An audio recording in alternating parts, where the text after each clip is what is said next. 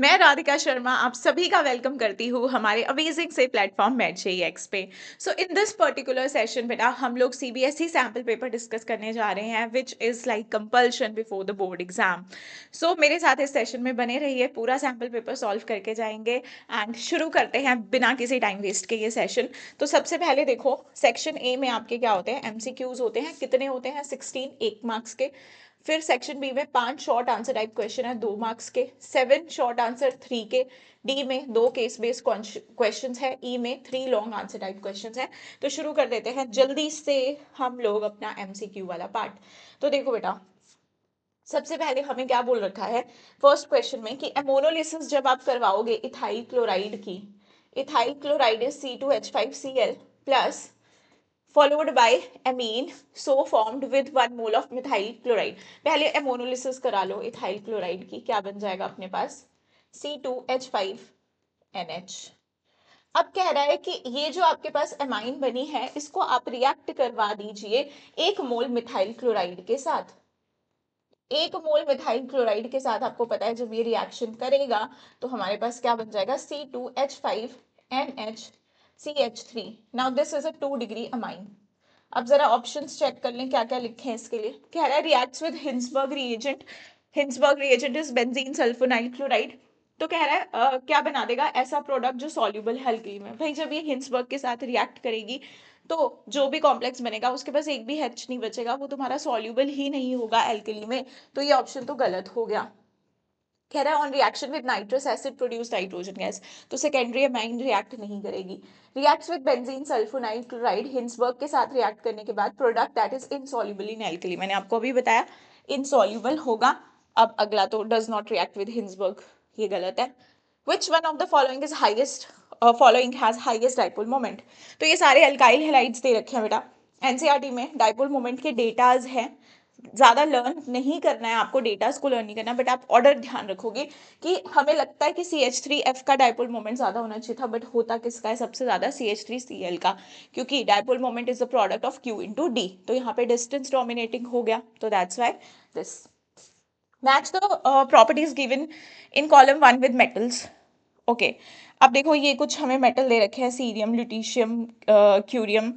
तो actinoid having configuration this, देखो actinoid तो एक ही है इसमें, क्यूरियम तो मैं इसके साथ मैच कर दूं। Lanthanoid which has 4F14 electronic configuration, तो 4 और 14 तो जो लास्ट में आता है ल्यूटीशियम उसी की होगी।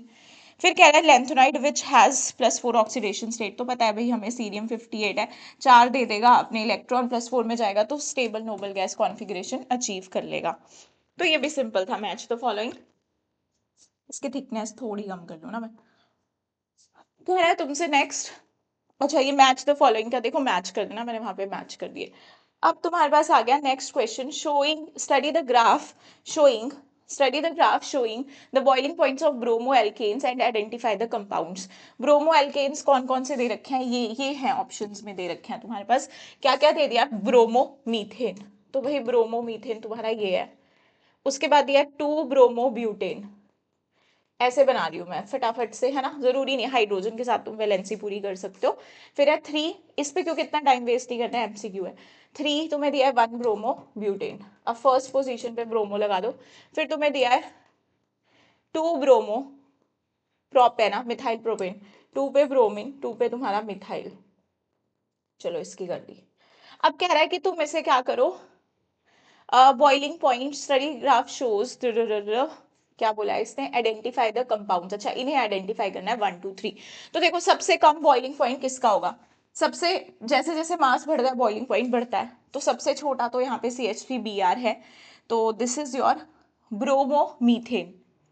अच्छा ब्रोमो इथेन था, ब्रोमो इथेन था बेटा, मीथेन नहीं था। CH3CH2Br, तो भी सबसे छोटा यही हुआ। यस, तो you have your bromo ethane, ठीक है, ब्रोमो इथेन।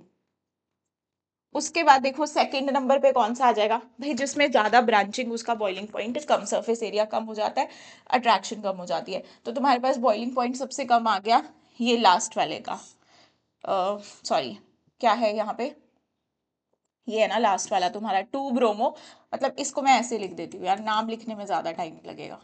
CH3 और ये Br, ठीक है ऐसे लिख दिया। थर्ड नंबर पे कौन सा आ जाएगा? ये वाला आएगा, इसमें ब्रांचिंग है, इसमें नहीं है, तो तुम्हारे पास ये वाला आ जाएगा। इसको क्या बोलोगे तुम? 2 ब्रोमो ब्यूटेन। ठीक है, ये आ गया। और लास्ट में तुम्हारा 1 ब्रोमो ब्यूटेन आ गया। तो यहाँ पे लास्ट में तो नहीं आ रहा 1 ब्रोमो ब्यूटेन, यहाँ भी नहीं आ रहा है, यहाँ भी नहीं आ रहा है, यहाँ पे आ रहा है। फोर्थ नंबर वाला तुम्हारा क्या है? 1 ब्रोमो ब्यूटेन। थर्ड वाला क्या है? 2 ब्रोमो ब्यूटेन। सेकेंड वाला क्या है? ब्रोमो 2 मिथाइल प्रोपेन, 1 वाला ब्रोमो इथेन। तो तुम्हारा D option is the correct. ठीक है, चलो। अब नेक्स्ट तुम्हें विजुअली चैलेंज के लिए है ये, तो विच of the following halo alkane has the highest boiling point? इनमें से सबसे ज्यादा तो भाई 1 ब्रोमो ब्यूटेन का ही होगा, कोई ब्रांचिंग नहीं है। Next, the initial concentration of R in the reaction R to P is initial concentration तुम्हारी कितनी है? 4.62 into 10 raised to the power minus 2 मोल पर litre. What is the half life of the reaction? के की value हमें दे रखी है, तो ये यूनिट से हमें समझ में आ गया कि ये कैसा रिएक्शन है, तुम्हारा जीरो ऑर्डर रिएक्शन है। तो तुम्हारा टी हाफ क्या हो जाएगा? ए नॉट बाय 2 के। तो ए नॉट कितना है? 4.62 into 10 raise to the power minus 2। और के कितना है भाई? 2 into 2.31 into 10 raise to the power minus 2। तो ये 2.31 बन गया, और फिर तो ये कैंसिल ही हो गया ना 1 से, तो 1 सेकेंड। When C6H5COOCOCH3 एनहाइड्राइड दे रखा है, इज ट्रीटेड विद H2O, तो प्रोडक्ट क्या बनेगा? दो एसिड्स ही बनेंगे। कौन सी एनहाइड्राइड दे रखी है? C6H5COOC, उसके बाद है तुम्हारा OCH3। तो पानी डालोगे भाई इसमें, तो ये टूट जाएगा, यहाँ से तोड़ो, वहां से एक OH यहाँ लगा दो, एक H यहाँ लगा दो, तो तुम्हारे पास क्या बन रहा है यहाँ पर? C6H5COOH benzoic acid and ethanoic acid, ethanoic acid. तो ये ऑप्शन हो गया तुम्हारा बी। अब बोला है formation of cobalt chloride ammonium complexes, तो तुम्हें ये एक्स और वाई यहाँ पे पहचानने हैं। अब देखो एक्स और वाई, तो तुम्हारे पास पहले दे रखा है येलो कलर का कंपाउंड, कह रहा है सॉल्यूशन कंडक्टिंग कॉरेस्पॉन्ड्स टू, यहाँ पे इलेक्ट्रोलाइट्स का रेशियो दे रखा है। इस कॉम्प्लेक्स में बेटा एक तो तुम्हारा कॉम्प्लेक्स आयन है CONH3 पॉजिटिव 3Cl नेगेटिव, एक कॉम्प्लेक्स आयन है 3 तुम्हारे Cl नेगेटिव है, तो 1:3 आ जाएगा वाई। एक्स तुम्हारा क्या आएगा? यहाँ पर देखो 1:1 का रेशियो है, तो इसका मतलब ये आएगा CO, और एक Cl अंदर चला जाएगा, Cl2NH3 5, और बाहर रह जाएगा एक Cl नेगेटिव, ये पॉजिटिव। तो ये तुम्हारा क्या रेशियो आ गया? 1:1 का रेशियो आ गया। तो तुम्हारे पास जो कंपाउंड है X, उसमें क्या आएगा? 1:1 का रेशियो आएगा। ये तो सही है, वाई, ये ऑप्शन सही है। ये ऑप्शन देखो, ये तो वैसे ही रूल आउट हो गए। अच्छा सॉरी, 1:1 ये था ना, वाई को पहचाना था, तो एक ऑप्शन तो आ गया तुम्हारा 1:3 वाई। ये दो में से ही होगा ना कोई, ये तो हो नहीं सकते। ये वाला कंपाउंड मैंने तुम्हें बोला कि एक ही Cl होगा बाहर, तो यहाँ पे एक Cl नेगेटिव ये, और ये यहाँ पे तो 3 है, तो ये नहीं होगा। तो तुम्हारे पास ये ऑप्शन आएगा बी, y इज योर 1:3 और x is your this compound CONH3 4Cl2 और Cl नेगेटिव, एक क्लोरीन अंदर मूव किया, तो इसीलिए तुम्हारे पास यहाँ पे इलेक्ट्रोलाइट का रेशियो क्या बन रहा है? 1:1। अब नेक्स्ट, ये इसे मिटा देती हूँ मैं, ऊपर करती हूँ इसे। Which of the following contains only beta D glucose as monosaccharic unit? तो भाई बाकियों में अल्फा होता है, सेलुलोज में बीटा डी ग्लूकोज होता है। Which one of the following sets correctly represent the increase in paramagnetic property of the ions? तो जितने अनपेयर्ड इलेक्ट्रॉन उतना ज्यादा पैरामैग्नेटिक। तो भाई मैंगनीज 2+ में तुम्हारे पास कितने होते हैं? 5 अनपेयर्ड इलेक्ट्रॉन। मैंगनीज में 5, क्योंकि मैंगनीज 2+ क्या होता है? D5। Fe2+ या क्रोमियम 3+, क्रोमियम 3+ तुम्हारा क्या होता है? D3, तो 3 अनपेयर्ड इलेक्ट्रॉन। Fe2+ तुम्हारा क्या होता है? D6, तो 4 unpaired electron.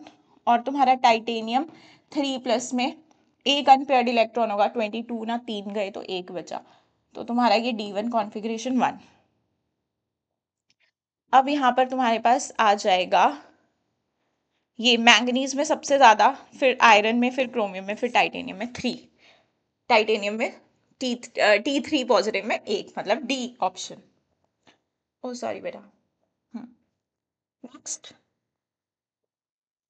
next you have is this question. A first order reaction is found to have a rate constant k is equal to 5.5 into 10 raised to the power minus 1 4 second inverse. The time taken for completion of the reaction is, तो first order reaction की बात कर रहा है, it never goes to completion, वो complete ही नहीं होता है, तो direct. A student was preparing aniline in the lab. She took a compound X and reduced it in the presence of nickel as a catalyst. What could be the compound X? भाई सीधी बात है कि student aniline बना रहा है, तो किस में से बना पाएगा? Nitrobenzene 1 नाइट्रोहेक्सेन benzonitrile 1 hexane nitrile. तो नाइट्रोबेंजीन की रिडक्शन करेंगे जब हम H2 निकल कैटलिस्ट लिया है, तो हमारे पास क्या बनेगा? एनिलीन। तो नाइट्रोबेंजीन होगा option. Which one of the following compound gives an oxime with hydroxylamine? तो हमें पता है कि हमने पढ़ा है ये एल्डिहाइड कीटोन्स जो होते हैं वो क्या करते हैं, हमारा रिएक्शन दे देते हैं ऑक्साइन के साथ टू फॉर्म ऑक्साइन विद हाइड्रोक्सिलामीन। मतलब मैंने यहाँ पे ले लिया कोई एल्डिहाइड या फिर कीटोन, जैसे यहाँ पे तुम्हें दे रखा है कीटोन दे रखा है, पहले तुमने ले लिया यहाँ पे NH2OH हाइड्रोक्सिलामीन। तो क्या होगा भाई, पानी निकालो, ऑक्साइन बना लो, ठीक है। तो यहाँ पे ऑप्शन में क्या है, कीटोन है, तो भाई कीटोन तो देगा, बाकी एसिड है, एनहाइड्राइड है और तुम्हारा एसिड क्लोराइड है, तो ये नहीं देते हैं। अब एजर्शन रीजन वाला क्वेश्चन आ गया, ठीक है जी। एजर्शन रीजन वाला क्वेश्चन इज, कह रहा है तुमसे कि MnCN63 negative has a magnetic moment of 2 unpaired electrons while MnCl63 negative has a paramagnetic moment of 4 unpaired electron। मैंने तुम्हें VBT करवाई थी, जब NCERT भी पढ़ाई थी, रीड कराई थी, मैंने बोला था भाई ये केसेस बड़े इंपॉर्टेंट होते हैं, यहाँ पे क्वेश्चन आ जाता है। तो देखो अब यहाँ पे बोला है मैंगनीज किसके साथ है तुम्हारा, strong field ligand manganese Mn पे ऑक्सीडेशन स्टेट कितनी आ जाएगी, +3 आ जाएगी, राइट। तो manganese in +3 oxidation state is D4, 25 atomic number होता है, D5 3D5 4s2, तो तुम्हारे पास 3 गए तो बचा D4 बना दो, ये हो गया 3D4। अब कह रहा है कि इसके पास it has a magnetic moment of 2 unpaired electrons while MnCl63 negative has a paramagnetic moment of 4 unpaired electron। तो मैंने तुम्हें बताया था कि ये कैसा कॉम्प्लेक्स बनाता है, देखो ये बनाएगा तुम्हारा ऑक्टाहेड्रल कॉम्प्लेक्स बना रहा है ना, MnCN6 3 नेगेटिव, तो 3 लिगेंड जुड़ेंगे आके, तो इसको क्या चाहिए, इसको बनाना है D2sp3, क्योंकि एक डी का डब्बा खाली है, एक डब्बा और खाली मिल जाएगा तो D2। मैंने बोला था जब भी तुम्हें इनर ऑर्बिटल कॉम्प्लेक्स बनाना हो, अब हमें VBT में यहाँ पे इंफॉर्मेशन दे रखी है, इसके पास 2 अनपेयर्ड इलेक्ट्रॉन है, बट मैंने बोला पेपर में इंफॉर्मेशन हो ना हो तुम्हें ये समझ जाना है कि हम उतनी ही पेयरिंग करवाएंगे, ये मैंने तुम्हें अपना तरीका बताया था कि हम उतनी ही पेयरिंग करवाएंगे जितने खाली डब्बों की हमें रिक्वायरमेंट हो। तो आप यहाँ से सिर्फ 2 लिगेंड्स की, स्ट्रॉन्ग फील्ड है भाई, अब ऐसे तो रट्टा मारोगे नहीं कि भाई हाँ जी पेयरिंग तो ये सबकी करा देता, बट पेयरिंग सबकी करा देता तो 3 डब्बे खाली, 3 डब्बों का क्या करना है। जब ऐसी सिचुएशन बन रही हो तो उतने उतने इलेक्ट्रॉन्स की पेयरिंग कराओ जितने डब्बे तुम्हें खाली चाहिए। तो मैंने इनकी पेयरिंग करा दी, 2 डब्बे मुझे खाली मिल गए, यहाँ से 3D, ये 4s, तो ये D2sp3 इसने हाइब्रिडाइजेशन शो कर दी। तो कैसा कॉम्प्लेक्स बना दिया, इनर ऑर्बिटल। और Mn, अब देखो तुम्हारा MnCl6 3 नेगेटिव, ये कैसा है, वीक फील्ड लिगेंड, तो पेयरिंग नहीं कर पाएगा, हाइब्रिडाइजेशन तुम्हारी क्या आ जाएगी यहाँ पर, जब तुम्हारे पास यहाँ पर Mn3 नेगेटिव है ना, हाँ ठीक है, तो ये भी क्या है तुम्हारा मैंगनीज +3। अब ये तो पेयरिंग करवा ही नहीं सकता, तो ये तो यूज ही नहीं कर सकता ना डी वाला, तो ये क्या बनाएगा, आउटर ऑर्बिटल कॉम्प्लेक्स, क्योंकि इसको 6, क्योंकि देखो हाइब्रिडाइजेशन ऑक्टाहेड्रल में या तो D2sp3 होगी या sp3D2 होगी, ये बना सकता था D2sp3 क्योंकि इसके पास पेयरिंग करने की पावर थी, लेकिन इसके पास है ही नहीं, तो ये क्या बना देगा तुम्हारा sp3D2 बना देगा। अब इसमें कोई रट्टा मारने वाली बात नहीं है, ये एक केस बनता है, एनसीईआरटी में मेंशन्ड है, उसमें ये एग्जैक्ट लाइंस लिखी हुई हैं। और मैंने बोला है जब स्ट्रॉन्ग फील्ड लिगेंड है, और अगर पेयरिंग करवा सकते हो, सारी पेयरिंग करा सकते हो, बट ध्यान रखोगे उतनी पेयरिंग कराओगे जितने डब्बों की तुम्हें रिक्वायरमेंट होगी। अब कह रहा है मैग्नेटिक मोमेंट ये है, इसकी वजह से है MnCN6 3 negative is a inner orbital complex involving D2sp3 hybridization, on the other hand MnCl6 3 negative is outer orbital complex involving sp3। बिल्कुल सही बात है, A and R are true, but R is the correct explanation, क्योंकि weak field की strong field की as such VBT बात नहीं करती है, सो इसीलिए this will be your correct explanation. Now, assertion reason type question again. For a strong electrolyte, there is a slow increase in molar conductivity with dilution and can be represented by the equation. देखो ये equation ना तुम्हें उल्टी दे रखी है, delta naught M यहाँ पे ये होती है delta M is equal to delta naught M A under root C, या 1/2 लिख दो, वो ठीक है। ठीक है, तो ये इक्वेशन तो गलत हो गई, ए तो गलत हो गया।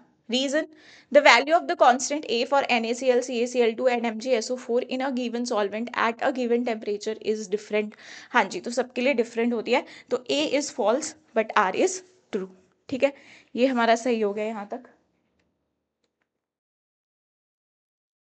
नेक्स्ट देखो, glucose does not form hydrogen sulphide addition product with NaHSO4। देखो, कार्बोनाइल कंपाउंड्स एल्डिहाइड कीटोन हमारे NaHSO4 के साथ रिएक्शन करके एडक्ट बनाते हैं, राइट।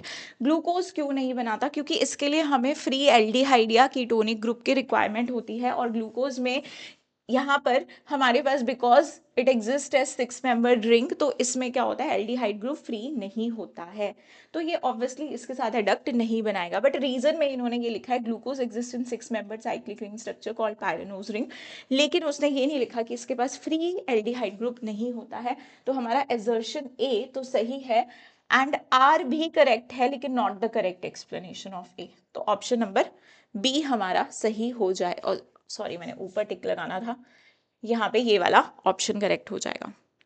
नीचे वाला भी असर्शन रीजन ही है, half life for a zero order reaction is independent of initial concentration. भाई अभी तो फॉर्मूला लिख के क्वेश्चन किया था हमने, A0/2 के, तो ये तो इनिशियल कंसेंट्रेशन पे डिपेंड कर रहा है, तो ए तो तुम्हारा इनकरेक्ट हो गया। For zero order reaction rate is equal to K, yes, because rate is equal to A0, A और ऊपर जीरो ऑर्डर रिएक्शन, तो ये हमारे पास, अच्छा के लिखना भूल गए यहाँ पे, के ए जीरो ऑर्डर रिएक्शन है, तो के पे ही डिपेंड करता है। For zero order reaction rate is equal to K, तो तुम्हारे पास ये वाला ऑप्शन सही आ गया, तो A is false, R is true, तो ये सही है, ये वाला ऑप्शन देखो। ओके,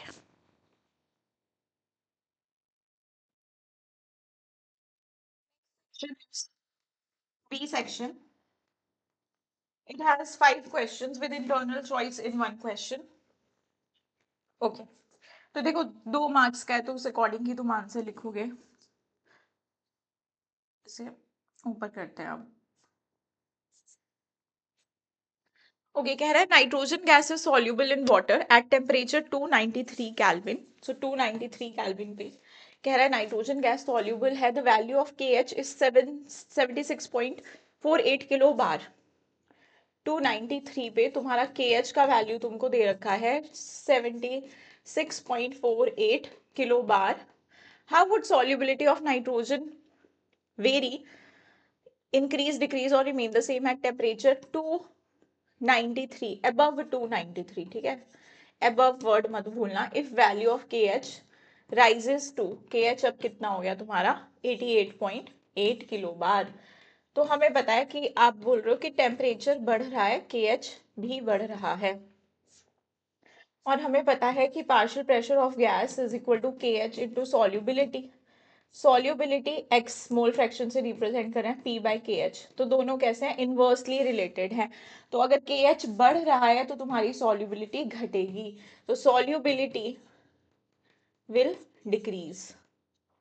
ठीक है, हेनरी लॉ से यू नो दिस रिलेशन, तो आप देख सकते हो कि आपका KH बढ़ता है, सॉल्युबिलिटी घटता है। नाउ क्लोरोफॉर्म बॉइलिंग पॉइंट है 61.2 degree Celsius, acetone boiling point है 56.6 56 degree Celsius are mixed to form azeotrope. The mole fraction of acetone is this. Predict whether the boiling point of azeotrope will be.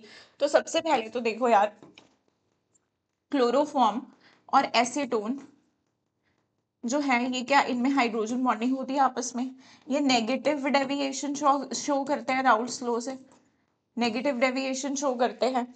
तो ये तुम्हारे कैसे बनते हैं, maximum boiling azeotrope, maximum boiling azeotrope. तो इनका जो बॉइलिंग पॉइंट होगा वो दोनों के बॉइलिंग पॉइंट से ज्यादा होगा, मैक्सिमम बॉइलिंग पॉइंट होगा इनका। तो 61 से 56 से बड़ा नंबर क्या है, 64.5। तो second option will be your correct answer. और चॉइस में दे रखा है, a soda bottle will go flat faster in Srinagar than in Delhi, is this statement correct, why और वाई नॉट। तो हाइयर एल्टीट्यूड्स पे ना बेटा, श्रीनगर कहाँ हुआ, हाइयर पे हुआ ना दिल्ली से, तो हाइयर ऑल्टीट्यूड्स में हम बचपन से पढ़ते आ रहे हैं कि प्रेशर क्या हो जाता है, डिक्रीज हो जाता है, तुम्हारा प्रेशर कम हो जाता है। और हमें पता है कि तुम्हारे पास जो प्रेशर होता है that is directly proportional to solubility, pressure घटेगा तो सॉल्युबिलिटी भी तो तुम्हारी घटेगी, ठीक है। इसीलिए सोडा बॉटल टर्न्स फ्लैट, क्योंकि गैस उस पर सॉल्युबल नहीं होती है लो प्रेशर्स पे इतनी ज्यादा। How does sugar help in increasing the shelf life of the product. Sugar देखो एक हाइपरटोनिक सॉल्यूशन की तरह काम करता है, जो बैक्टीरिया होता है सारा वाटर लूज कर देता है, वो अपना बैक्टीरियल एक्शन नहीं दिखा पाता है, इसीलिए शुगर जो है वो शेल्फ लाइफ बढ़ाने के काम आती है। आयुपैक नेम बताओ इस कॉम्प्लेक्स का, इस कॉम्प्लेक्स का आयुपैक नेम बताओ, potassium, chromium, H2O twice, C2O4 twice, H2O। तो क्रोमियम की ऑक्सीडेशन स्टेट कितनी आएगी भाई यहाँ पे, ऑक्सिलेटो तुम्हारा बाइडेंटेड लिगेंड है, एक पे कितना होता है चार्ज, 2 नेगेटिव, तो 2 पे कितना होगा, इस पे -4 का चार्ज होगा तुम्हारे पास, तो फिर इस पे तो 0 होता है, इस पे बाहर +1 का चार्ज, तो इसका मतलब यहाँ पे +3 का चार्ज होगा क्रोमियम पे। ऐसे निकालना करो, अगर तुम्हें ऐसे निकालना है तो ऐसे भी निकाल सकते हो, इस पे +1 का तो पूरे पे माइनस का चार्ज, तो क्रोमियम का मान लो x, इस पे कितना चार्ज हो गया तुम्हारा 4, या एक पे पता है तो 2 इंटू -2 इक्वल्स टू -1 कर दो, x तुम्हारा +3 आ जाएगा, जैसे तुम्हें सही लगे। नाम कैसे लिखोगे, सबसे पहले आयन, सबसे पहले तुम कैटायन का नाम लिखते हो है ना, तो पहले क्या लिखोगे, पोटाशियम, फिर क्या लिखोगे, लीगेंड, अल्फाबेटिकली ए पहले आता है तो एक्वा लिखोगे, डाई एक्वा, डाई ऑक्सिलेटो। अब क्रोमियम, क्योंकि ये नेगेटिव है, ये वाला जो तुम्हारा कॉम्प्लेक्स है नेगेटिव है, एनाइनिक कॉम्प्लेक्स है, तो यहाँ पे मेटल के नाम के आगे 8 लगेगा, तो क्या लग जाएगा, क्रोमेट, ऑक्सीडेशन स्टेट कितनी है 3, वाटर के लिए क्या लिखेंगे, हाइड्रेट। तो ये होगी तुम्हारी naming. Name the metal present in the complex compound, haemoglobin में कौन सा होता है भाई, आयरन होता है, विटामिन B12 में कोबाल्ट होता है, याद रखने वाली चीज है ये तो ये हमारा क्वेश्चन हो गया। अब नेक्स्ट, चलो नेक्स्ट क्वेश्चन पे, कह रहा है हमसे कि तुम्हें इस सेल को ऑब्जर्व करना है और हमें लिख के बताना है, represent the cell shown in figure. तो इसे रिप्रेजेंट करने के लिए तो मुझे एनोड कैथोड ये सब पता होना चाहिए, कहाँ ऑक्सीडेशन कहाँ रिडक्शन हो रही है। तो देखो यहाँ पे करंट की डायरेक्शन इधर दे रखी है, मतलब इलेक्ट्रॉन की डायरेक्शन यहाँ होगी, तो ये तुम्हारा एनोड की तरह काम कर रहा होगा, ये तुम्हारा कैथोड की तरह, राइट। अब ये YCl2 है, एनोड पे तुम्हें क्या दे रखा है, YCl2, मतलब Y की वैलेंसी कितनी है, +2, ये क्या कर रहा होगा तुम्हारे पास, ऑक्सीडेशन कर रहा होगा ना, एनोड पे क्या होती है, ऑक्सीडेशन, तो Y तुम्हारा Y2+ बना रहा होगा, 2 इलेक्ट्रॉन लूज करके, और वहां पे तुम्हारा XCl है कैथोड पे, ये इलेक्ट्रॉन गेन कर रहा होगा, X की वैलेंसी कितनी है यहाँ पे भाई, X तुम्हारा कैसा है, +1, बट यहाँ पे रिडक्शन हो रही होगी, तो X+ इलेक्ट्रॉन तुम्हें क्या बना के देगा, X। अब बोला रिप्रेजेंट द सेल, तो कैसे रिप्रेजेंट करते हैं भाई, मैंने फॉर्मूला शॉर्ट फॉर्मूला बताया ABC, पहले एनोड लिखते हैं, फिर ब्रिज आता है, सॉल्ट ब्रिज, फिर कैथोड आता है। तो एनोड पे तुम क्या लिखोगे, Y+2, अभी आयंस है एक्वा सॉल्यूशन में होंगे, फेज लिखो, सॉल्ट ब्रिज को ऐसे दिखाते हैं पैरेलल लाइन से। कैथोड पे क्या हो रहा है, X+ तुम्हारा एक्वस चेंज हो रहा है किसमें, X सॉलिड में, फेस चेंज के लिए हम एक लाइन दिखाते हैं, ठीक है, ये सॉलिड, ये हो गई तुम्हारी रिप्रेजेंटेशन, ये हो गई हमारी रिप्रेजेंटेशन। फिर आगे क्या कह रहा है ये हमसे, name the carriers of the current, ये तुम्हारा ए का आंसर हो गया। बी का आंसर आयंस हो जाएगा। Right the reaction taking place at cathode, तो पहले ही लिख दिया मैंने, सी ये पार्ट हो गया। अब विजुअली चैलेंज लर्नर्स के लिए क्या है, identify the cathode and anode, तो ये एनोड है ये कैथोड है। अब रह रहा है राइट द ओवरऑल रिएक्शन। अच्छा इस रिएक्शन में वो तो वो वाला थोड़ी करेंगे ना, चलो इसमें रुको, ये रिएक्शन दिया है तुम्हें Mg सॉलिड और Mg2+, तो ये तुम्हें रिएक्शन बेसिकली लिख के दिया है, हमें पता है ये एनोड होगा और दिया है Ag पॉजिटिव टू Ag, ये तुम्हारा क्या होगा, कैथोड होगा। तो एनोड में देखो मैग्नीशियम तुम्हारा, मैग्नीशियम 2+ प्लस 2 इलेक्ट्रॉन लूज कर रहा है, और सिल्वर प्लस प्लस 1 इलेक्ट्रॉन तुम्हें क्या दे रहा है, Ag। तो दोनों इलेक्ट्रॉन बैलेंस करने पड़ेंगे, तो इधर 2 से मल्टीप्लाई करो तो इक्वेशन ये 2 ये 2 ये 2 आ जाएगा। तो ओवरऑल रिएक्शन क्या हो जाएगा, मैग्नीशियम इलेक्ट्रॉन से electron cancel, 2Ag plus gives you Mg2+ plus 2Ag। ये होगी तुम्हारी ओवरऑल रिएक्शन। इजी था ये क्वेश्चन। अब आ जाओ यहाँ पे इस वाले क्वेश्चन में, देखो रेड से आई थिंक दिखता है ना, वाइट रेड लेती हूँ। CH3CH2Br+KCN, ये एम्बिडेंट न्यूक्लियोफाइल है, तो तुम्हें पता है ये आयनिक नेचर का है, आयनिक नेचर का है तो कार्बन वाली साइड से जुड़ेगा, बनाएगा साइनाइड। मेजर माइनर भी लिखने के लिए बोला हुआ है, मेजर माइनर दोनों, दो के बोले हैं किसी के, हम 3 के लिखेंगे। CH3CH2NC, ठीक है, आइसोसाइनाइड बनाएगा, ये माइनर ये मेजर। ऐसा मत करना कि लिख के ना हो, लिख के आना। फिर है CH3CH2CH डबल बॉन्ड CH2HBr, ठीक है, परऑक्साइड नहीं है तो मार्कोनी-होजी रूल फॉलो होगा। तुम्हारे पास क्या बनेगा, मेजर प्रोडक्ट तुम्हारे पास CH3CH2, ठीक है। अगर मैं तुम्हें यहाँ पे पूरा बताऊं करके, चलो ऐसे ही लिख देते हैं सीधा, CH यहाँ पे Br CH3, ठीक है, Br यहाँ पे आके जुड़ा, माइनर प्रोडक्ट एंटी मार्कोनी को उसके अकॉर्डिंग बना दो,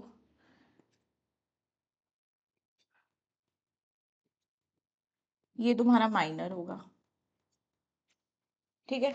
अब यहाँ पे देखो एल्कोहलिक कोएच एलिमिनेशन हो जाएगी, देखो इसे, ये तुम्हारा रिएक्टेंट है CH3, खोल के लिख रही हूँ इसे, चलो खोल के लिखते हैं, CH3 CH3 CH CH Cl और एक यहाँ पे CH3, इस तरह से है, और एल्कोहलिक KOH है, बेस है ये, एलिमिनेशन होगी।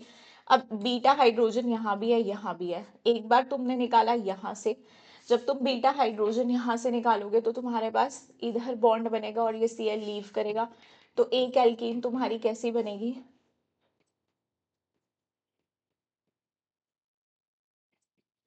ऐसी, ये होगी मेजर सेजेफ प्रोडक्ट, मोर सब्सटीट्यूटेड। यहाँ से हाइड्रोजन निकालोगे जब तो बनेगी CH3 CH CH3 CH double bond CH2। Alpha hydrogen से यहाँ पे कितने हैं, एक, यहाँ पे कितने अल्फा हाइड्रोजन, 3 3 6 3 9, तो ये मेजर है, और सब्सटीट्यूटेड बोल लो सेजेफ प्रोडक्ट है, तो मेजर प्रोडक्ट है। तो ये तीनों क्वेश्चन कर लिए। The presence of carbonyl group in glucose is confirmed by its reaction with hydroxylamine, hydroxylamine क्योंकि कार्बोनाइल के साथ रिएक्शन देता है तो कार्बोनाइल ग्रुप को कंफर्म कर दिया उसने। Identify the carbonyl group present at its position, give a chemical reaction in support of your answer. अब कार्बोनाइल ग्रुप जो ग्लूकोज में होता है वो एल्डिहाइड होता है, उसको आइडेंटिफाई हम कैसे करते हैं, ये तुम्हारा क्या है, CH, अभी मैं नॉर्मली फॉर्मूला लिख रही हूँ बस ग्लूकोज का, ठीक है, CHOH CH2OH। अब ये तुम्हारा बोला कि हाइड्रोक्सिलामीन के साथ पता चल गया कार्बोनाइल है, एल्डिहाइड ग्रुप है, कैसे पता चलेगा, तो बेटा ब्रोमीन वाटर जो कि एक माइल्ड ऑक्सीडाइजिंग एजेंट है, वो सिर्फ और सिर्फ एल्डिहाइड्स के साथ रिएक्शन शो करता है और उन्हें ऑक्सीडाइज कर देता है। तो ये वाला रिएक्शन जो होगा ये कंफर्म कर देगा एल्डिहाइड ग्रुप की प्रेजेंस को। ठीक है, HNO3 के साथ भी रिएक्शन करवाई थी तुमने, लेकिन वहां पे क्या होता है, वो तो प्राइमरी अल्कोहल्स को भी ऑक्सीडाइज कर देता है, तो ब्रोमीन वाटर। सेक्शन सी में आ जाओ अब।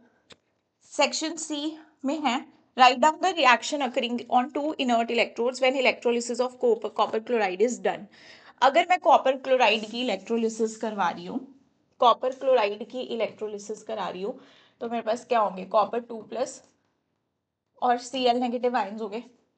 एनोड पे हमेशा ध्यान रखना ऑक्सीडेशन होती है, ऑक्सीडेशन होती है, तो मैम लॉस ऑफ इलेक्ट्रॉन होता है। इन दोनों में से कौन लूज करेगा, Cl नेगेटिव लूज करेगा इलेक्ट्रॉन। ठीक है, ये रिएक्शन एनोड की होगी। कैथोड पे क्या होती है, रिडक्शन होती है, ये बचपन से पढ़ते आए हैं ये चीजें। अब कॉपर 2+ क्या करेगा, 2 इलेक्ट्रॉन गेन करके क्या हो जाएगा, रिड्यूस हो जाएगा कॉपर में। तो ये लिख दी मैंने इलेक्ट्रोलिसिस के reactions. What will happen if concentrated solution of copper sulfate is replaced with copper chloride? Copper chloride से कॉपर सल्फेट को रिप्लेस कर देंगे। अब ये कंसेंट्रेटेड भी है, इसमें आयंस क्या है, कॉपर 2+ SO4 2 नेगेटिव, तो कैथोड वाली रिएक्शन तो सेम रहेगी। एनोड पे क्योंकि अब सल्फेट है, तो यहां पर तुम्हारी रिएक्शन ये हो जाएगी, सल्फेट का ऑक्सीडेशन होगा, S2O8 प्लस 2 इलेक्ट्रॉन बनाएगा।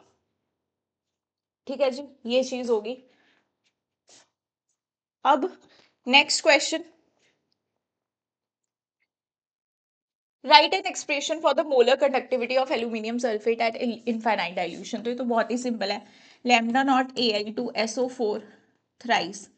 इनफाइनाइट डाइल्यूशन किसके बराबर होगी, इसके आयंस के बराबर, आयंस की इनफाइनाइट डाइल्यूशन के बराबर। तो कितने एल्यूमिनियम है तुम्हारे पास, 2, Al3+ प्लस सल्फेट कितने हैं, 3, चार्ज कितना है, 2 नेगेटिव। ठीक है, ये आ जाएगी तुम्हारा expression. Now 23rd question, account for the following, account for the following, the lowest transition metal, the lowest transition metal is basic and the highest is acidic, the lowest oxide of transition metal। अब lowest oxide अगर कोई बना रहा है, ठीक है, मान लो कोई MO बना रहा है, तो उस पे चार्ज मेटल पे +2 होगा। कोई M2O3 बना रहा है, तो उसके ऊपर मेटल पे +3 चार्ज होगा। तो जितना मतलब आपकी ऑक्साइड हाईएस्ट ऑक्साइड होगी, उतना ही मेटल पे चार्ज होगा। अब मेटल पे चार्ज होने से मेरा क्या मतलब है, अगर मेटल पे चार्ज कम है, तो इसका मतलब जो लोएस्ट ऑक्साइड है उसके पास वैलेंस इलेक्ट्रॉन है, और जो हाइयर ऑक्साइड है उस पे ज्यादा चार्ज क्यों आया, क्योंकि उसने सारे इलेक्ट्रॉन लूज कर दिए, तो नो वैलेंस इलेक्ट्रॉन्स उसके पास। तो अगर इसके पास वैलेंस इलेक्ट्रॉन है, तो it can give valence electrons ना, तो जो इलेक्ट्रॉन्स देता है वो कैसे बिहेव करता है, बेस के जैसे, और जो इलेक्ट्रॉन्स एक्सेप्ट करता है वो एसिड की तरह बिहेव करता है। तो इसीलिए तुम्हारी हाइयर ऑक्साइड जो होती है वो एसिडिक होती है नेचर में, लोएस्ट वाली बेसिक होती है। Chromium is a hard metal while mercury is a liquid. Mercury जिंदगी कैडबरी होगी वाला ग्रुप, D10 कॉन्फ़िगरेशन, राइट। तो यहाँ पे क्या है, फुली फिल्ड D कॉन्फ़िगरेशन है। और रही बात क्रोमियम की, तो क्रोमियम में तुम्हारे पास क्या है, अनपेयर्ड इलेक्ट्रॉन्स होते हैं 3D5। तो वो क्या करता है, मेटल मेटल बॉन्डिंग उसमें अच्छी होती है, मेटल मेटल बॉन्डिंग अच्छी होती है, तो इसीलिए हार्ड होता है। जबकि मरकरी में पुअर मेटल मेटल बॉन्डिंग होती है, इसीलिए वो क्या होता है, लिक्विड। ठीक है, ionization energy of elements of 3D series do not vary with increasing atomic number. तो भाई एटॉमिक नंबर के साथ इंक्रीज क्यों नहीं करती है, क्योंकि हमने माना कि Z इफेक्टिव तो बढ़ता है, लेकिन आयनाइजेशन एनर्जी भी बढ़नी चाहिए। बहुत ज्यादा इंक्रीज इसलिए नहीं देखा जाता है क्योंकि जो तुम्हारा शील्डिंग इफेक्ट है, शील्डिंग इफेक्ट है वो उसको काउंटर बैलेंस करता है, शील्डिंग इफेक्ट काउंटर बैलेंस करता है उसको। उसके बाद कह रहा है give the chemical reaction involve when P para nitro toluene undergoes Etard reaction. तो पैरा नाइट्रो टॉल्विन, ये पैरा नाइट्रो टॉल्विन है, इसका Etard reaction CrO2 Cl2 HCl के साथ मैंने रिएक्शन करा दिया, क्रोमियम क्लोराइड CrO3 Cl2 के साथ रिएक्शन करा दिया, तो तुम्हारे पास क्या बन जाएगा, यहाँ पे बेंजेल्डिहाइड बन जाएगा। ठीक है, ये बन गया तुम्हारे पास अपना, क्या बन गया, बेंजेल्डिहाइड। हाँ, तो क्या बन जाएगा हमारे पास, पैराटोल्विन की रिएक्शन करा के बेंजेल्डिहाइड। अब नेक्स्ट है बेंजीन ऑन रिएक्शन विद, नहीं, why does benzoic acid exist as a dimer in an aprotic solvent. Aprotic solvent में भाई डाइमराइजेशन हो जाती है, हाइड्रोजन बॉन्डिंग क्या कर लेता है वो बना लेता है अपने पास इंटरमॉलिक्यूलर हाइड्रोजन बॉन्डिंग, इस तरह से एक मॉलिक्यूल मैंने ये ले लिया, तो यहाँ पे क्या हो जाती है, हाइड्रोजन बॉन्डिंग हो जाती है, इसीलिए डाइमर बना लेता है। Benzene on reaction with methyl chloride in presence of anhydrous AlCl3 forms toluene. What is expected outcome of benzene if benzene is replaced by benzoic acid? कह रहा है बेंजीन तो तुम्हारी टॉल्विन बना लेती है CH3Cl AlCl3 के प्रेजेंस में, लेकिन अगर मैं बोलूं बेंजोइक एसिड तो क्या होगा। तो देखो ये एक ऐसा ग्रुप है तुम्हारा -M, डीएक्टिवेटिंग ग्रुप है। अब मैं इसकी अगर एल्काइलेशन करवाने लगूंगी तो पहली बात है ये ही कॉम्प्लेक्स बना लेता है एल्यूमिनियम के साथ AlCl3 के साथ, ठीक है, क्योंकि ऑक्सीजन पे लोन पेयर है, इस पे वेकेंट डी ऑर्बिटल है, तो यहाँ पे कोई रिएक्शन नहीं होती है। तो इसीलिए क्योंकि काफी ज्यादा डीएक्टिवेटिंग ग्रुप होता है हमारा COH, दूसरा AlCl3 के साथ वो कॉम्प्लेक्स भी बना लेता है, तो ये रीजन तुम लिख के आओगे। ठीक है, हो गए रिएक्शन हमारे डन। साइड यहाँ पे 2 CrO2Cl2 क्रोमियम क्लोराइड। अब अगला क्वेश्चन क्या है हमारे पास, an organic compound X does not undergo aldol condensation. ये चॉइस में है, चॉइस में हम तो करेंगे ही, है ना, और वैसे भी तुमने पूरा अच्छे से रट्टा मार लिया होता है अल्डोल कंडेंसेशन को। तो देखो क्या होता है भाई, इन्होंने यहाँ पर हमको क्या दे रखा है, एक कंपाउंड X है, डज नॉट अंडरगो एल्डोल कंडेंसेशन, मतलब इसके पास अल्फा हाइड्रोजन नहीं होगा। However X with compound Y in the presence of strong base react to give this compound diphenyl prop 2 en one 1 one, मतलब दूसरा कंपाउंड के पास अल्फा हाइड्रोजन है, क्रॉस एल्डोल कंडेंसेशन ये दे रहा है, बना क्या रहा है, तो prop prop 2 इन, अगर मैं यहाँ से नंबरिंग कर दूं 1 2 3, तो 2 पे डबल बॉन्ड है और 1 पे तुम्हारा ओन, मतलब कीटोन है ये, और 1 और 3 पे डाइफिनाइल, मतलब फिनाइल फिनाइल मैं ऐसे लगा दूं। ठीक है, ये बना है तुम्हारा एल्डोल कंडेंसेशन का प्रोडक्ट। अब मुझे प्रोडक्ट से रिएक्टेंट तक पहुंचना है, तो मुझे ये बॉन्ड तोड़ना पड़ेगा। अब मैं किस तरफ डबल बॉन्ड O ऐड करूं, किस तरफ H ऐड करूं, तो जिस तरफ डबल बॉन्ड O है उस तरफ मैं O ऐड नहीं करूंगी, जिस तरफ मेरे पास O नहीं है वहां ऐड करूंगी। तो मैंने ये वैलेंसी पूरी नहीं की ना, ये H भी होगा, यहाँ पे H भी होगा। ठीक है, तो C double bond O H आ जाएगा इस तरफ तुम्हारा क्या आ जाएगा, 2 H और ऐड हो जाएंगे, CH3 COO PH। ठीक है, तो एक एसिटोफिनोन है और एक तुम्हारा बेंजेल्डिहाइड है। तो तुम्हारा कह रहा है organic compound X does not undergo aldol condensation, तो X मेरा ये होगा क्योंकि इसमें कोई भी अल्फा H नहीं है, तो Y मेरा ये हो जाएगा। XY आइडेंटिफाई कर लिए, right the chemical reaction involve. तो भाई कैसे लिखोगे रिएक्शन, मैंने तुम्हें बोला है कि इसका डबल बॉन्ड O, इसके 2 H निकाल के पानी निकाल दो और बाकी फिर जोड़ दो, बाकी चीजें जोड़ दो। ये बन गया तुम्हारे पास in the presence of dilute alkali, ले लो, और ये वाटर। प्रोडक्ट सही बनाने के लिए बोला है, ये कॉन्जुगेशन चेक कर लिया करो, ये दोनों कॉन्जुगेटेड होने चाहिए, और इन्होंने दे भी रखा है प्रोडक्ट, हमने वही बनाया था शुरू में। अब बोल रहा है give one chemical test to distinguish X and Y। अच्छा, X जो है तुम्हारा क्या है, एल्डिहाइड है, और Y तुम्हारा क्या है, कीटोन। तो क्या मैं Tollens test, silver mirror test करवा सकती हूँ। यस, एल्डिहाइड टॉलरेंट टेस्ट दे देगा, कीटोन नहीं देगा। Give the structure of all possible dipeptides formed when the following two amino acids form peptide bond. दो अमाइनो एसिड अगर ये पेप्टाइड बॉन्ड बनाएंगे तो देखो क्या क्या बनेगा।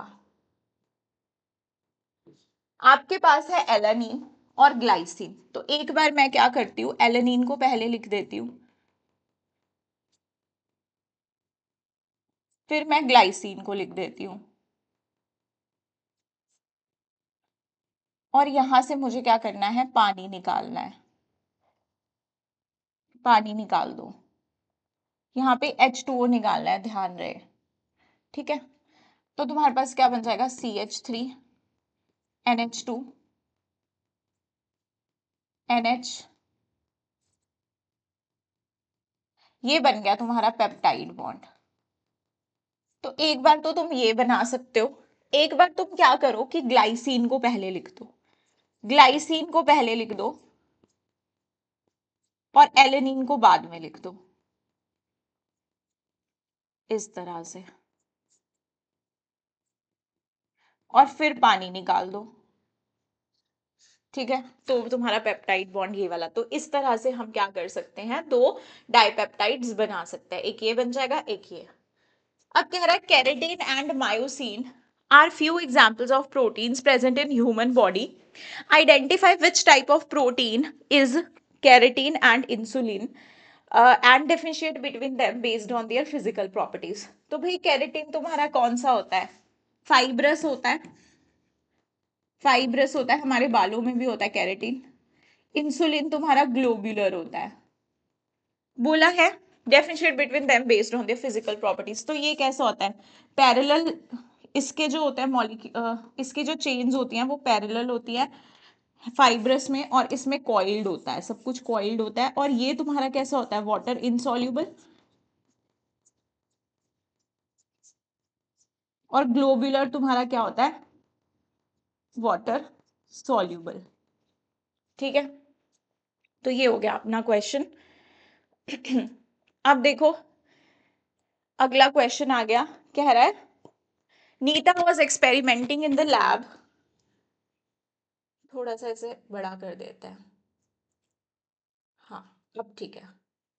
Nita was experimenting in the lab to study the chemical reactivity of alcohol. She carried out dehydration of propanol, CH3, CH2, CH2OH at 140 to 180 degrees Celsius.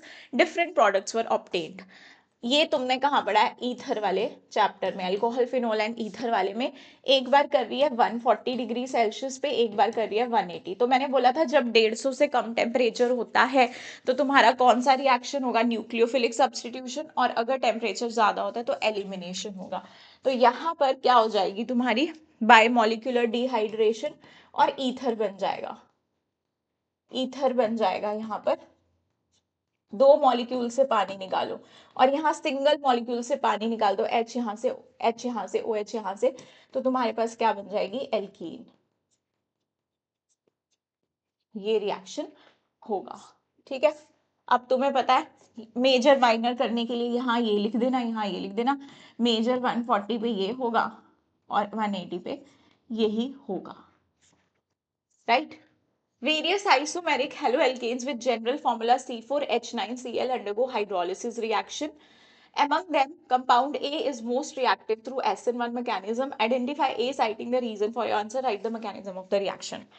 तो ये सारा कुछ लिखना है भाई। C4HCl, क्वेश्चन 27, C4H9Cl, यहाँ पे क्या हो रहा है, SN1 रिएक्शन हो रहा है। तो SN1 3 डिग्री कार्बोकेटाइन देते हैं, 3 डिग्री कार्बोकेटाइन में फास्ट होता है। तो क्या मैं बोल सकती हूँ कि इसका स्ट्रक्चर ऐसा होगा, ठीक है, ये जनरल फॉर्मूला है, ये स्ट्रक्चरल फॉर्मूला होगा।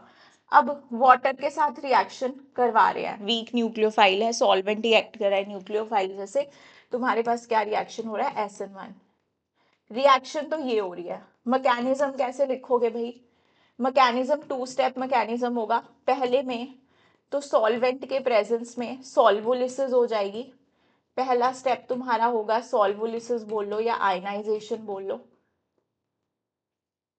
तो तुम्हारे पास ये बॉन्ड ब्रेक होगा, ठीक है, ये बॉन्ड ब्रेक होगा, और तुम्हारे पास क्या बन जाएगा, कार्बोकेटाइन।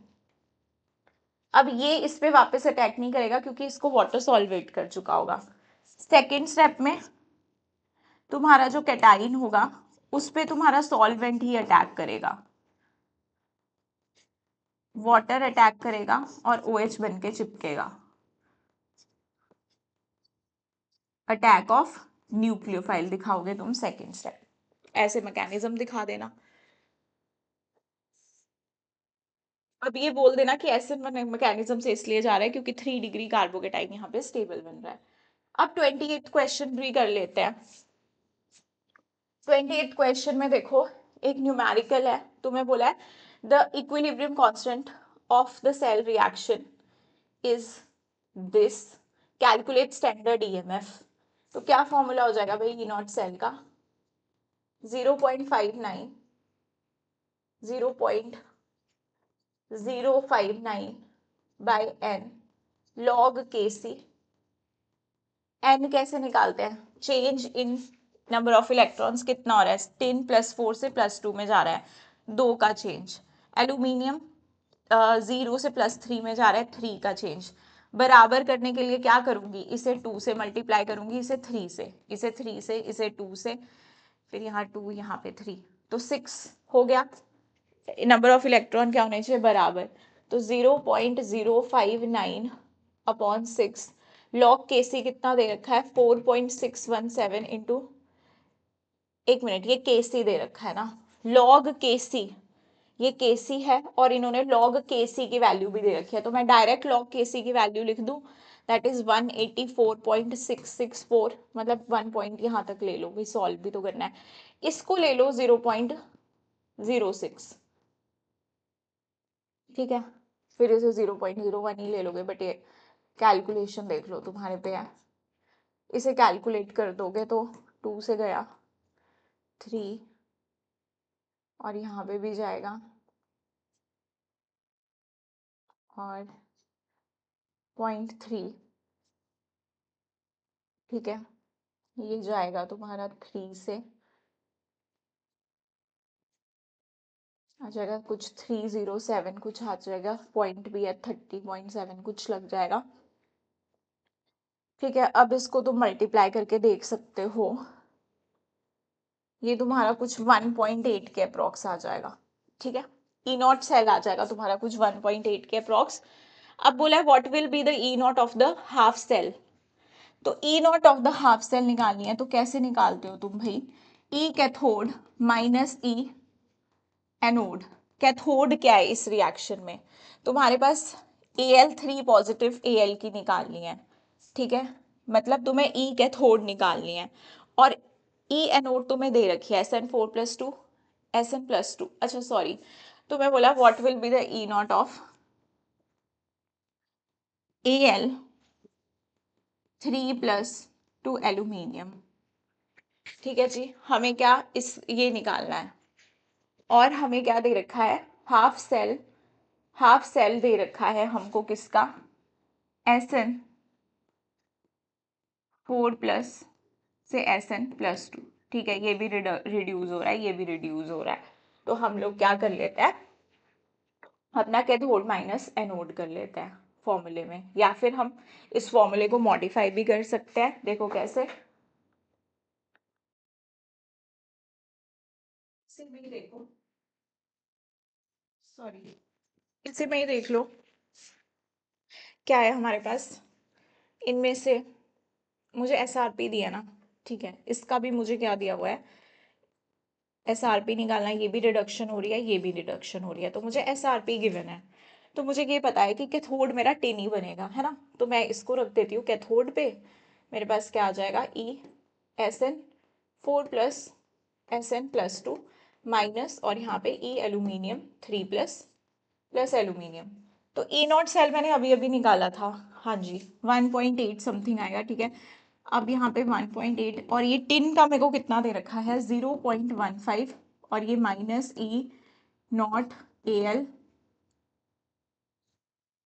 ये बहुत कंफ्यूजन क्रिएट कर रहा है, मुझे इसको मिटा ही देना चाहिए ना,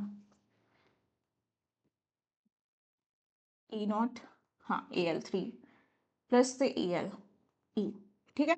0.15 माइनस यहाँ पे ए लिख दो जाए, अब निकाल लोगे इजीली है ना, कैसे हो जाएगा, EA is equal to 0.15 minus 1.8, तो ये देख लेना जो भी तुम्हारा आएगा समथिंग 1.66 आना चाहिए, कुछ माइनस में तुम्हारी वैल्यू आ जाएगी, उसको कैलकुलेट कर लेना।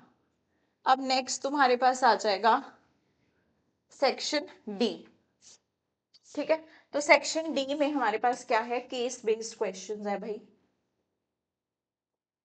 जब भी मैं इसे ऊपर करने लगती हूँ ना तो यहाँ पे कुछ ना कुछ, हाँ। तो नेक्स्ट हमारे पास क्या है, अरे हाँ जी, केस बेस्ड क्वेश्चंस है, इसे इरेज कर देती हूँ, चलो आई थिंक यहाँ से दिख ही रहा है। अब इस पैराग्राफ को पढ़ना है हमें, each question has an internal choice, choice में है ये question, read the passage and carefully answer the questions. इस क्वेश्चन में अभी देखो डिपेंडेंस, ये पढ़ लेते हैं एक बारी ना, dependence of rate of reaction on the concentration of reactant temperature and other factors is most general method of weeding out unsuitable reaction mechanism. The term reaction mechanism means all the individual collisions of elementary process involving molecules, atoms, ions that take place simultaneously. For example, when hydrogen gas reacts with bromine, the rate of reaction was found to be proportional to concentration of H2 and to the square root of the concentration of Br2. तो ये line देख लो, यहाँ से कह रहा है हमारे पास जो रेट ऑफ रिएक्शन आया है दैट इज इक्वल टू, अगर हम देखें तो रेट जो है वो डायरेक्टली प्रोपोर्शनल है with the concentration of H2 की कॉन्सेंट्रेशन के डायरेक्टली प्रोपोर्शनल है, and rate is directly proportional to square root of Br2 की कॉन्सेंट्रेशन। तो मैं ऐसे लिख दूँ हाफ, ओवरऑल लिख देती हूँ दोनों का मिला के, तो K H2 की पावर 1 Br2 की पावर हाफ, तो ये चीज तो हमें यहाँ से मिल गई। अब कह रहा है the rate was initiated by increasing the concentration of HBr of the reaction. The observation are not consistent with mechanism involving bimolecular collisions of a single molecule of each kind. The currently accepted mechanism is considerably more complicated, involving the dissociation of bromine molecule into atoms. तो ये थोड़ी सी general information ही दे रखी है हमें कि complicated mechanism है इसका, और सोर्स भी हमको दे रखा है कहाँ से लिया है ये क्वेश्चन।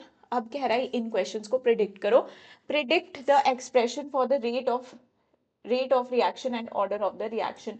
इसके लिए भाई हमको क्या बताना है, एक्सप्रेशन बनाना है रेट ऑफ रिएक्शन का और ऑर्डर ऑफ रिएक्शन का।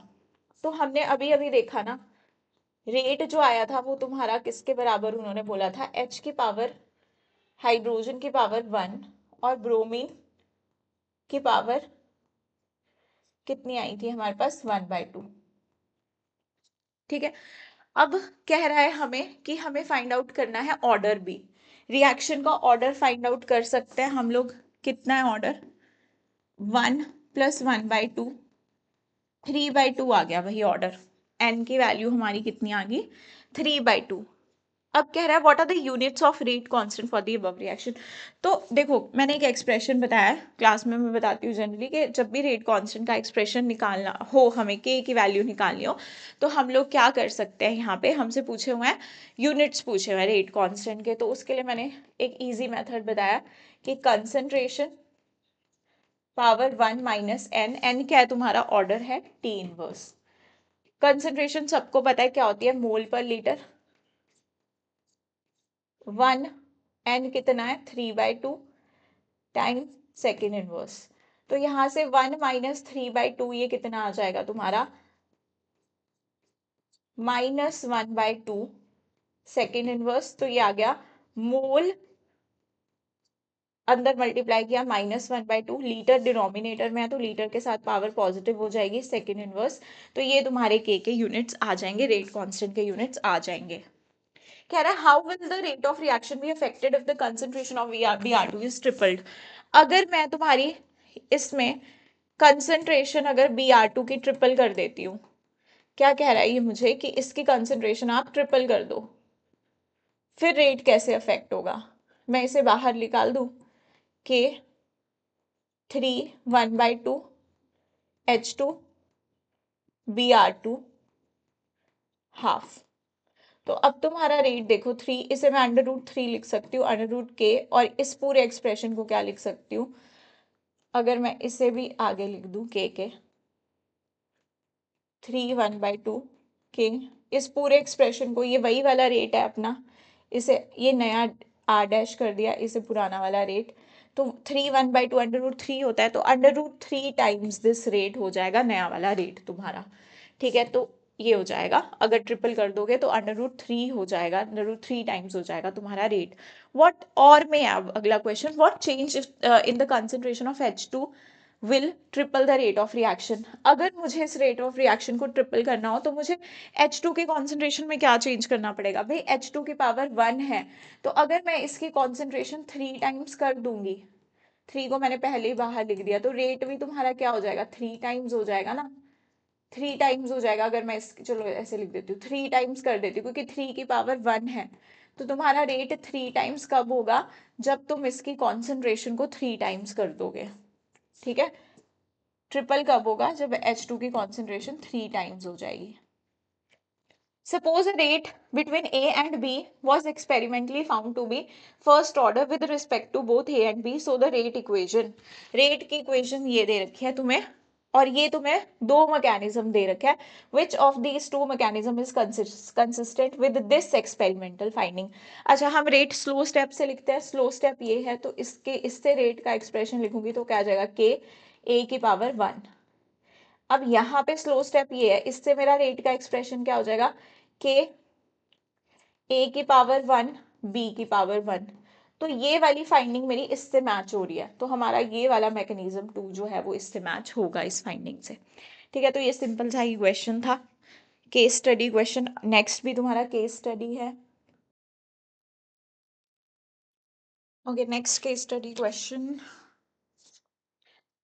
देखो, we are given with this, amines are basic in nature, the pkb value is a measure of basic strength of an amine, lower the value of pkb more basic is the amine। तो हमें पता है कि जितना ज़्यादा हमारे पास basic strength होता है किसी का, उतना ज़्यादा उसका kb होता है, बेसिक स्ट्रेंथ ज़्यादा तो kb ज़्यादा, लेकिन pkb कम, we already know this. The effect of substituent on the basic strength of amines in aqueous solution was determined using titrations. The substituent X is replaced CH2 group in piperidine।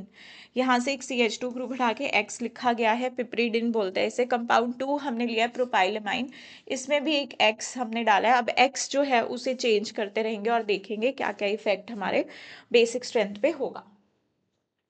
तो देखो next, अब आ जाओ यहाँ पे, ये पूरा chart दे रखा है हमें, इसके बेसिस पे हमें आंसर करना है।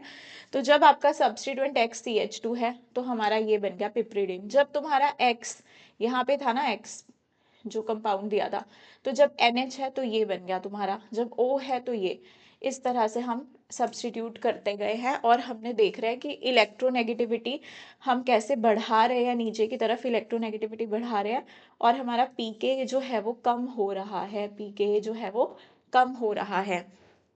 तो देखो किस तरह से इस क्वेश्चन को करेंगे, क्या क्या क्वेश्चन पूछे हैं हमसे। तो हमारे पास पहला क्वेश्चन है, देखो, plot a graph between plot plot a graph between electronegativity of a substituent versus pkb value of the corresponding substituted propylamine। प्रोपाइलमीन के लिए हमें क्या करना है, ग्राफ बनाना है, इलेक्ट्रोनेगेटिविटी वर्सेस पीकेबी। ठीक है, पीकेबी इलेक्ट्रोनेगेटिविटी, ये ग्राफ हमें बनाना है। Is there any relation between electronegativity of substituent and basic strength. तो देखो, आपके पास अगर इलेक्ट्रोनेगेटिविटी बढ़ती है तो इसका मतलब क्या है कि अगर हम किसी बेस की बात कर रहे हैं तो उसकी बेसिक स्ट्रेंथ घटेगी, क्योंकि इलेक्ट्रोनेगेटिविटी मतलब इलेक्ट्रॉन्स को पकड़ के रखना, बेस क्या होता है, जो इलेक्ट्रॉन्स देता है।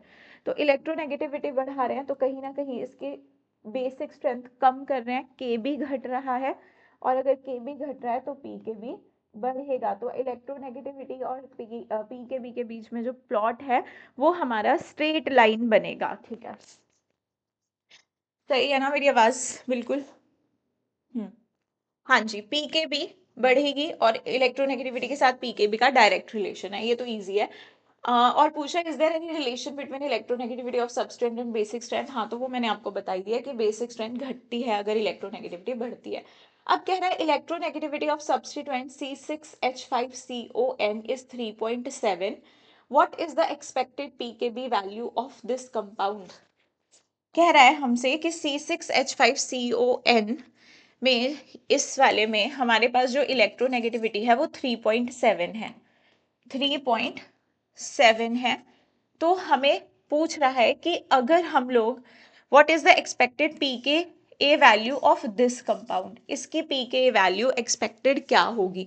तो हम एक ट्रेंड देख रहे हैं, जैसे जैसे आपकी इलेक्ट्रोनेगेटिविटी बढ़ रही है तो तुम्हारा पीके बी का वैल्यू क्या हो रहा है? घट रहा है। पीके बी का वैल्यू क्या हो रहा है? पीके बी नहीं, सॉरी, पीके वैल्यूज दे रखी है हमें, ये पीके वैल्यूज दे रखी हैं, देखो, हाँ, पीके वैल्यूज। तो तुम देख रहे हो कहीं ना कहीं तुम्हारा पीके वैल्यूज जो है वो कम हो रहा है। तो अगर हमारे पास यहाँ पर इसकी वैल्यू 3.7 है तो पीके वैल्यू फॉर पिपरिडिन वाले कंपाउंड के लिए इतनी हमसे पूछी गई है, किसके लिए? प्रोपाइलेमाइन वालों के लिए, इसके लिए पूछी गई है कि पीके वैल्यू क्या होगी। तो 9.28 से तो बेटा कम होगी, ऑफ कोर्स 9.28 से कम होगी। तो देखो कम वैल्यू कौन सी है? 9.1 वैल्यू कम है, तो ये वैल्यू।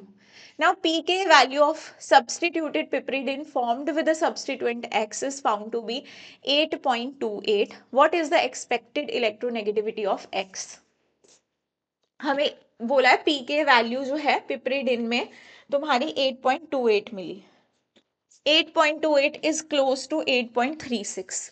तो कह रहा है इलेक्ट्रोनेगेटिविटी पे क्या इफेक्ट पड़ेगा? इलेक्ट्रोनेगेटिविटी कितनी होगी? तो जब 8.36 है तो इलेक्ट्रोनेगेटिविटी 3.4 है, जब 9.81 है तो 3.12 है। तो जैसे जैसे pKa तुम्हारा घट रहा है, जैसे जैसे pK घट रहा है तुम्हारी इलेक्ट्रोनेगेटिविटी बढ़ रही है, इलेक्ट्रोनेगेटिविटी बढ़ रही है। देखो इलेक्ट्रोनेगेटिविटी का रिलेशन ही देख लो, pK के साथ क्या होगा। इलेक्ट्रोनेगेटिविटी इलेक्ट्रोनेगेटिविटी बेटा अगर तुम्हारी इंक्रीज होगी तो मतलब एसिडिक स्ट्रेंथ बढ़ेगी, एसिडिक स्ट्रेंथ बढ़ेगी तो तुम्हारा पीके घटेगा। तो इलेक्ट्रोनेगेटिविटी अगर बढ़ती है तो पीके घटता है। अब ये इलेक्ट्रोनेगेटिविटी तुम्हारी कितनी दी थी? कहाँ पे दी है इलेक्ट्रोनेगेटिविटी? अच्छा मैंने पीछे कर दिया। हाँ जी, कितनी दी थी हमें यहाँ पे इलेक्ट्रोनेगेटिविटी?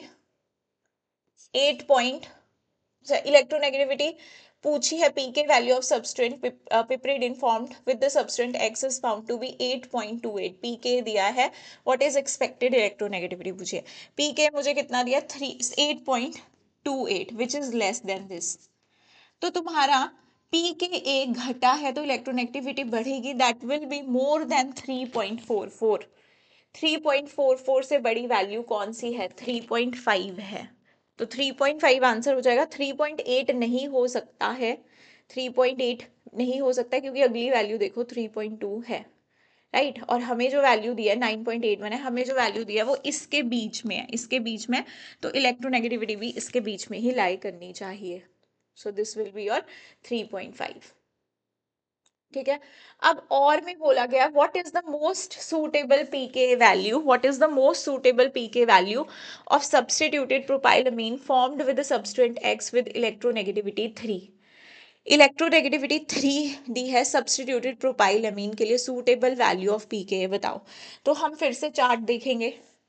इलेक्ट्रोनेगेटिविटी 3, इलेक्ट्रोनेगेटिविटी 3 हमारी कुछ यहाँ है, ये रही इलेक्ट्रोनेगेटिविटी 3.12 और 2.55 के बीच में आ रहा है ना 3 नंबर तुम्हारा। तो पीके वैल्यू इज 9.8 और 11.3। ठीक है, 3 पॉइंट कितना है? 3 है, इलेक्ट्रोनेगेटिविटी 3 है, 3 है भाई। हाँ जी, तो इन दोनों के बीच में आनी चाहिए तुम्हारी पीके ए वैल्यू। 9.81 और 11.13 के बीच में देखो कौन सी वैल्यू आएगी हमारी, कौन सी वैल्यू आएगी? हाँ 11.1 तो आ नहीं सकती, इससे कम 10.8 से कम नहीं होगी, बीच में होगी तो 10.15। 10.15 will be your value. इसमें बार बार आगे पीछे करना is such a task. अब for visually challenged learners के लिए दिया है how does the electronegativity of substituent affect the pKb value and the basic strength of substituent. तो हमने अभी अभी देखा भाई इलेक्ट्रोनेगेटिविटी बढ़ती है तो बेसिक स्ट्रेंथ घटती है और pKb बढ़ता है, ठीक है. And the basic strength of substituted propylamine give reason to support your answer. तो यही सब लिखोगे. और यहाँ पर बी सी और ये तो सेम क्वेश्चन है, ये तो यही वाले सेम क्वेश्चन है, ये तो हमने कर लिए, ठीक है. तो इतना ही पोर्शन था तुम्हारे सेक्शन डी में. 2 केस बेस्ड क्वेश्चंस आते हैं एंड उसमें भी तुम्हें चॉइस होती है, राइट. चॉइस थी हमारे क्वेश्चंस में. ओके, मैं आगे चली गई.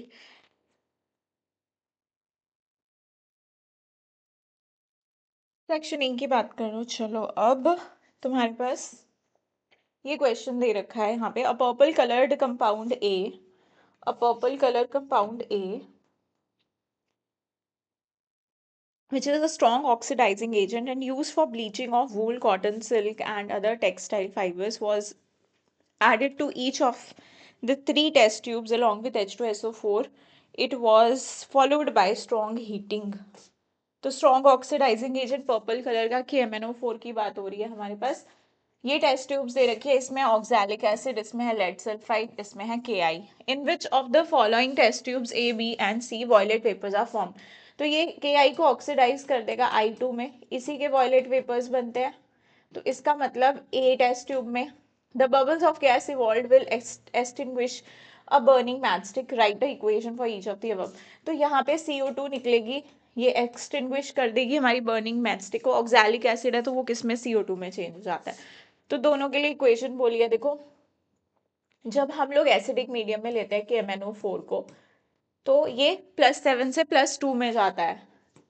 हमने लिया है I नेगेटिव और H+ मीडियम, तो हमें क्या खुद ये चेंज हो जाएगा, खुद रिड्यूस हो जाएगा Mn+2 में, इसे ऑक्सीडाइज कर देगा I2 में और वाटर. एक इक्वेशन ये. फिर दूसरा ऑक्सिलेट को किस में चेंज कर देता है भाई, CO2 में ऑक्सीडाइज कर देता है. CO2 Mn+2 और वाटर. तो ये 2 इक्वेशंस लिख दी. अब कह रहा है a metal ion M of the first transition series having D5 configuration combines with 3 didentate ligands assuming delta not less than pairing. Pairing energy ज़्यादा है तो मतलब हमारे पास पेयरिंग नहीं होगी. D5 कॉन्फ़िगरेशन है. Draw the crystal field splitting. भाई D5 है, इस तरह से दिखा दो. 1 2 3 4 5. एनर्जी बढ़ेगी, एनर्जी बढ़ेगी, फिर ये स्प्लिट होगा किसमें, EG में और T2G में, क्योंकि ऑक्टाहेड्रल है, राइट. Mn+D5 configuration. तो हमारे पास यहाँ पर क्योंकि डाइडेंटेट लीगेंड है ना, हाँ जी 3 डाइडेंटेट लीगेंड है तो क्या बनाएगा, ऑक्टाहेड्रल. ये कैसे, T2G में तुम्हारे 3, EG में 2, तो T2G3 EG2. ये पांचों के पांचों अनपेयर्ड रहने वाले हैं, राइट. इस तरह से तुम्हारा डायग्राम बन जाएगा. अब कह रहा है हमारे पास what is the hybridisation of Mn+ in this complex and why. देखो D तो पूरा का पूरा भरा है. अब हमें ऑक्टाहेड्रल के लिए क्या बचा, sp3d2. तो यही आएगी तुम्हारी ज्योमेट्री, हाइब्रिडाइजेशन यही आएगी. What is the hybridisation of Mn+ in this complex and why. तो एक्सप्लेन कर सकते हो कि D ऑलरेडी फिल्ड है विद 5 अनपेयर्ड इलेक्ट्रॉन, तो इसलिए sp3d2. Name the type of isomerism exhibited by the complex. तो देखो मेटल है, अब कोई डाइडेंटेट लिगेंड होगा तो ऐसे रिंग्स ऐसे होगी उसकी रिंग्स. अब ये रिंग्स कैसी होती हैं, मान लो इथिलीन डायमीन ही है, ये ऑक्टाहेड्रल है ना. इस तरह से ये एक रिंग हो गई, ये एक रिंग हो गई, ये एक रिंग हो गई.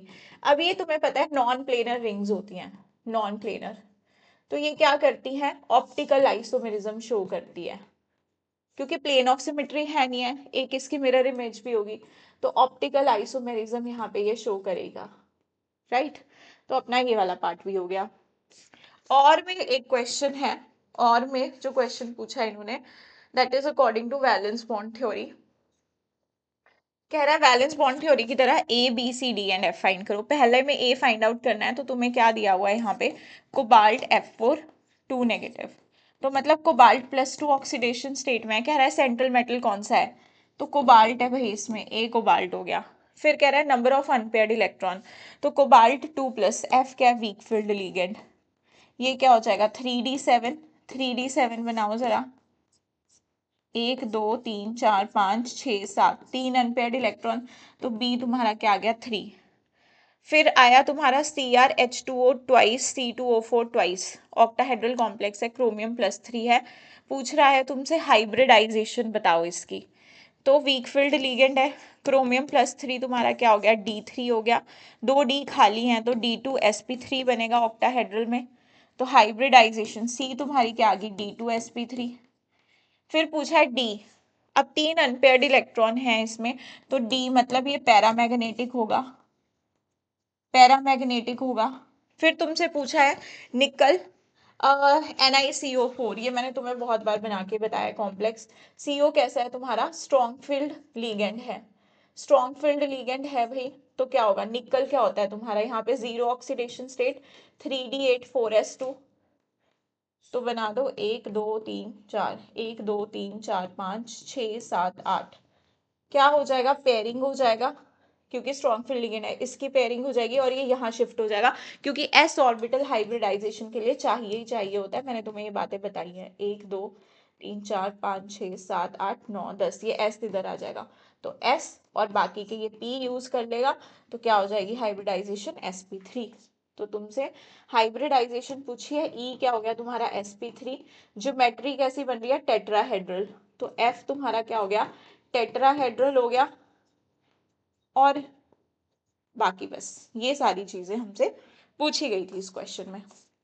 अगला क्वेश्चन है, give reason for the following, the reaction of ethanol with acetyl chloride is carried out in the presence of pyridine. क्यों हम इस रिएक्शन को पिरिडीन के प्रेजेंस में करवाते हैं भाई, आप रिएक्शन करवा रहे हो इथेनॉल का C2H5OH का with acetyl chloride CH3CO Cl, तो क्या हो जाएगा HCl निकल जाएगा, C2H5O CO CH3 एस्टर बन गए। पिरिडीन की प्रेजेंस में क्यों हो रहा है, क्योंकि यहाँ पे बेटा एसिड बन रहा है, ये इस एसिड को न्यूट्रलाइज कर देगी, प्रोडक्ट की कॉन्सेंट्रेशन कम होगी, इक्विलिब्रियम तुम्हारा राइट साइड शिफ्ट होगा, तो तुम्हारे रिएक्शन का रेट बढ़ेगा। अब नेक्स्ट आ जाओ, कह रहा है cresols are less acidic, cresols are less acidic than phenol. Phenol क्या होता है तुम्हारा, ये क्रीसोल क्या हो गया, ऑर्थो मेटा कुछ भी बना लो, ये बना दिया मैंने ऑर्थो क्रीसोल, ठीक है। अब ये कैसा है तुम्हारा, +H ग्रुप है, तो ऑब्वियसली ये अपना एसिडिटी को कम करेगा, विड्रॉइंग होता तो इंक्रीज करता, क्योंकि यहाँ पे ये +H या +I ग्रुप है, इसको तुम एक्सप्लेनेशन में लिख दोगे। Williamson process is used for the preparation of ethers from alkyl halide. Identify the alkyl bromide and sodium alkoxide used for the preparation of 2-ethoxy 3-methyl pentane. Pentane बना दो, पहले तो बना दिए 5 कार्बन, 3 पे मिथाइल, मान लो ये थर्ड, ये 3 पे मिथाइल, 2 पे इथॉक्सी CH2CH3,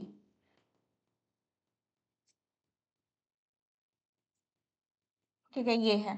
अब क्या बने होंगे रिएक्टेंट्स भाई, हमें पता है एसिड टू रिएक्शन होता है, तो हमें चाहिए होता है एल्काइल हैलाइड पे स्टीरिक हिंड्रेंस कम हो, तो मैंने ये बॉन्ड यहाँ से ब्रेक किया और मैंने इसे बना दिया एल्काइल हैलाइड, तो मेरा बेस क्या बन जाएगा, बेस बल्कि हो चलेगा, तो बेस तुम्हारा बन गया CH3C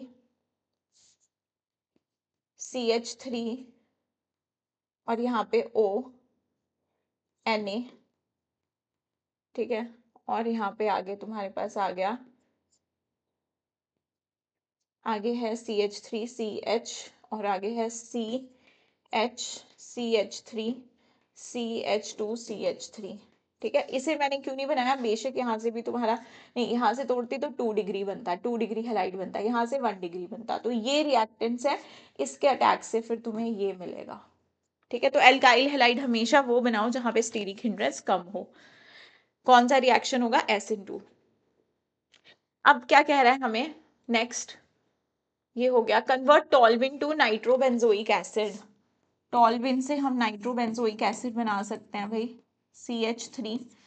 अब पहले मैं क्या करूं, इसे स्ट्रॉन्ग ऑक्सीडाइजिंग एजेंट ले लूं, जैसे KMnO4H+ ले लिया, तो मुझे क्या मिल जाएगा, बेंजोइक एसिड। अब COH कैसा है, मेटा डायरेक्टिंग है, तो अब नाइट्रेशन करवाऊं अगर मैं HNO3 और H2SO4 के प्रेजेंस में, तो मेटा पोजीशन पे मेरा नाइट्रो ग्रुप लग जाएगा। पहले हमें क्या करवाना पड़ेगा, पहले हमें ऑक्सीडेशन करवानी पड़ेगी।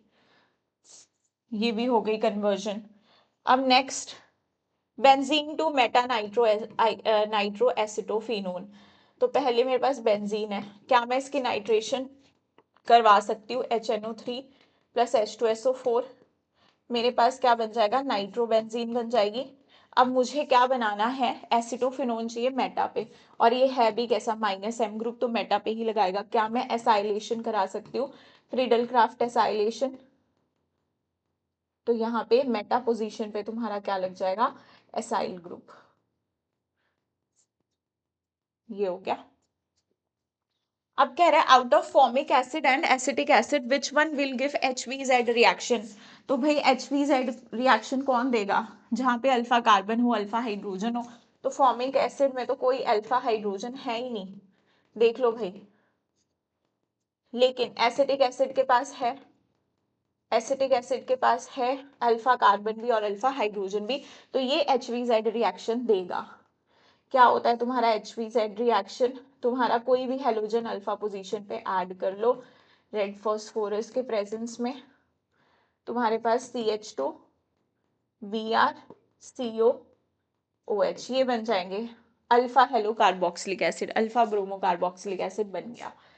Alcohols are acidic but they are weaker acid than water. Arrange various isomers of butanol in increasing order of their acidic nature. Give reason for the same. भाई एल्कोहल्स वीकर एसिड होते हैं water में, इसका भी reason देना है, ऐसा नहीं कि नीचे वाला क्वेश्चन, नीचे वाली स्टेटमेंट पढ़ी तो हमें पता है कि एल्कोहल्स वाटर से वीकर एसिड होते हैं। एक रिएक्शन भी दे रखी है एनसीईआरटी में इसे सपोर्ट करने के लिए। तुम्हारे पास ये वाटर है, अब ये अपना H+ इसे दे रहा है, तो एक एसिड की तरह बिहेव कर रहा है। और यहाँ पे ये जो एल्कोक्साइड आइन है, ये तुम्हारा कैसा, बेस की तरह बिहेव कर रहा है, क्योंकि एक्सेप्ट कर रहा है। और ये तुम्हारा कैसे बिहेव कर रहा है, एज एन एसिड। ठीक है। और वैसे भी अल्कोहल जब H+ देता है तो RO नेगेटिव बनता है, ये डिस्टेबलाइज करता है क्योंकि इसका +I इफेक्ट। लेकिन वाटर जब H+ देता है तो OH नेगेटिव आयन बनता है, उसे ऐसा R कोई डिस्टेबलाइज नहीं कर रहा होता है, ये इक्वेशन भी लिख सकते हो। अब ब्यूटेनोल के आइसोमर्स बनाने हैं ना, तो पहले 4 कार्बन OH। अब मैं क्या कर सकती हूँ, ब्रांचिंग कर सकती हूँ, यहाँ लगा दिया मैंने 1 कार्बन, ये बन गया। या मैं ऐसे बना सकती हूँ टर्शरी ब्यूटाइल अल्कोहल, ठीक है, ये तुम्हारा आइसोब्यूटाइल अल्कोहल, ये टर्शरी, और ये N ब्यूटाइल अल्कोहल, ये बन गए इसके आइसोमर्स। अब बता दो किसका बॉइलिंग पॉइंट ज्यादा होगा, इसे बोला A, इसे बोला B, इसे बोला C। तो मैम सरफेस एरिया जैसे जैसा कम होगा वैसे वैसे बॉइलिंग पॉइंट कम होंगे, ब्रांचिंग जैसे जैसे बढ़ेगी। अब an organic compound A which is a Grignard reagent is used to obtain 2-methyl butane 2-ol। पहले तो रिएक्टेंट अपना जो प्रोडक्ट है वो लिख लो, क्या बनाना है तुमको। यहाँ पर कहाँ गया ये क्वेश्चन, ये था ना, हाँ, 2-methyl butane 2-ol, 2-ol, 2 पे मिथाइल है, ये तुम्हारा कंपाउंड है। अब ये बनाना है मुझे, तो मतलब मुझे 3 डिग्री अल्कोहल बनाना है। 3 डिग्री अल्कोहल बनाने के लिए मैं क्या करती हूँ, एसीटोन का यूज करती हूँ, ठीक है, एसीटोन का, या फिर जो भी है मेरे पास कि इस तरह से एसीटोन ले लो, या फिर तुम यहाँ पे C2H5 भी ले सकते हो, या फिर ग्रिनियार्ड रिएजेंट फिर वैसा वाला ले लो, CH3Mgx ले लिया मैंने, या फिर मैं यहाँ C2H5 ले लेती, यहाँ CH3 ले लेती। मतलब मुझे कितने कार्बन चाहिए, टोटल 4 कार्बन चाहिए, दैट्स इट। इसका अटैक मैंने यहाँ कराया, CH3 C, इसे बना दो OH, यहाँ लग गया CH3 C, C2H5 को खोल के लिख दूँ C2H, C2 CH2CH3 एक ही बात है, बन गया मेरे पास वो कंपाउंड इस तरह से। तो ध्यान रखो 3 डिग्री अल्कोहल बनाया है तो एसीटोन ले लो, ऐसे याद रखनी पड़ेंगी चीजें। तो ये क्वेश्चन भी हो गया। अब बचता है लास्ट क्वेश्चन हमारा। तो नेक्स्ट क्वेश्चन पे, तो नेक्स्ट क्वेश्चन है तुम्हारा यहीं से है, ये रहा। देखो अब हमें कह रहा है वो, an experiment was carried out in laboratory to study the depression in freezing point. 1 molar aqueous solution of AgNO3, 1 molar aqueous solution of AgNO3 and 1 molar aqueous solution of glucose, Ag नहीं sorry aluminium nitrate है, aluminium nitrate, और साथ में ले लिया 1 molar ये ले लिया, 1 मोलर तुमने ग्लूकोज ले लिया C6H12O6। अब कह रहा है कि from the given figure solution 1 and solution 2 हमें बताना है कौन सा होगा नीचे वाला कौन सा ऊपर वाला। तो देखो यहाँ पर जो I अगर मैं बोलूँ I की वैल्यू इसके लिए, क्योंकि पानी में डालोगे डिसोसिएट हो जाएगा, ठीक है, डिसोसिएट हो जाएगा, I की वैल्यू इसके लिए 4 होगी और ये टूटेगा ही नहीं, ठीक है। तो हमारे पास हमें पता है colligative property delta TF is equal to I KF into M, I की वैल्यू ज्यादा तो इसमें डिप्रेशन इन फ्रीजिंग पॉइंट भी ज्यादा, तो उतना ही डिप्रेशन मतलब उतना ही तुम्हारा कम होगा फ्रीजिंग पॉइंट। तो ये सॉल्यूशन 2 आ जाएगा तुम्हारा कौन सा, एल्यूमिनियम नाइट्रेट। तो सॉल्यूशन 2 तुम्हारा कौन सा हो गया, एल्यूमिनियम नाइट्रेट, और 1 हो गया तुम्हारा ग्लूकोज। अब the osmotic pressure of solution of cane sugar was found to be 2.46 atm। osmotic pressure दे रखा है मुझे 2.46 atm at 300 Kelvin temperature if the solution was diluted 5 times। पहले मान लो वॉल्यूम है तुम्हारा V1, ठीक है, जो दूसरा वॉल्यूम V2 है वो 5 टाइम्स कर दिया वॉल्यूम V1 के। Calculate the osmotic pressure at the same time. देखो pi is equal to N upon V R T, moles तो चेंज नहीं होंगे, वॉल्यूम चेंज हो रहा है, ऑस्मोटिक प्रेशर भी चेंज होगा, टेम्परेचर सेम है, आर सेम है। पाई टू तुम्हारा क्या होगा, N upon 5 times V two क्या है 5 times of V one R T. इन दोनों को डिवाइड कर दूं अगर मैं, pi one divided by pi two, तो तुम्हारे पास क्या आ जाएगा यहाँ से N R T V one, और यहाँ पर एन आर टी ऊपर चला जाएगा 5v1, तो एनआरटी से एनआरटी कैंसिल, v1 से v1 कैंसिल, तो मैं बोल सकती हूँ pi one upon pi two is equal to 5। Pi one मुझे पता है ये पाई वन ही है, सो पाई टू क्या हो जाएगा, पाई टू क्या हो जाएगा, pi one upon 5 that is 2.46 by 5। तो इसे सॉल्व करोगे तुम्हारा ऑस्मोटिक प्रेशर पाई टू आ जाएगा। तो ये question done. How can osmotic pressure of the given cane sugar should be decrease without changing its volume. तो देखो pi is equal to N by V R T. अब कैसे change कर सकते हैं, अगर मैं इसमें वॉल्यूम वगैरह कुछ चेंज ना करूं, कंसंट्रेशन चेंज ना करूं, टेम्परेचर पे भी डिपेंड कर रहा है, मुझे क्या कर देना चाहिए, टेम्परेचर चेंज कर देना चाहिए। डिक्रीज करना है तो मुझे टेम्परेचर डिक्रीज कर देना चाहिए, ऑस्मोटिक प्रेशर डिक्रीज हो जाएगा। चलो ये भी हो गया। अब तुमसे एक क्वेश्चन और पूछता है कि what while giving intravenous injections to the patients the doctors take utmost care of the concentration of solution used, why is it necessary to check the concentration of the solution। तो देखो इंटरवेनियस injection जब देते हैं तो बोला जाता है कि उसकी उनकी कॉन्सेंट्रेशन और जो हमारे ब्लड की कॉन्सेंट्रेशन है वो सेम होनी चाहिए, ज़्यादा नहीं होनी चाहिए। अगर ज़्यादा हो गई कॉन्सेंट्रेशन तो क्या हो जाएगा, एंडोऑस्मोसिस की वजह से तुम्हारे जो ब्लड सेल्स हैं वो श्रिंक कर जाएंगे, ठीक है, इसीलिए सजेस्ट किया जाता है। तो ये एक्सप्लेनेशन तुम लिख सकते हो।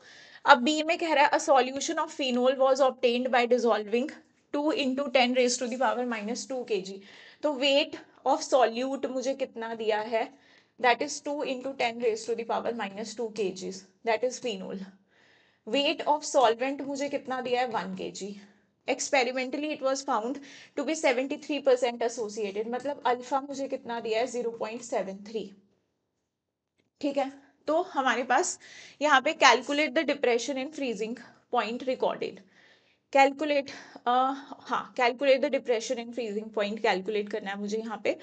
अब मैं यहाँ पे क्या कर सकती हूँ, मुझे अल्फा दे रखा है, ठीक है।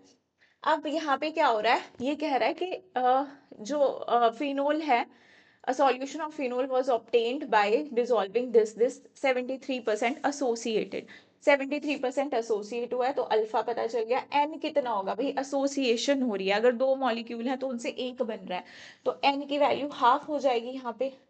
तो क्या मैं आई फाइंड आउट कर सकती हूँ, I is equal to 1 minus alpha by N हो जाएगा ये, ठीक है।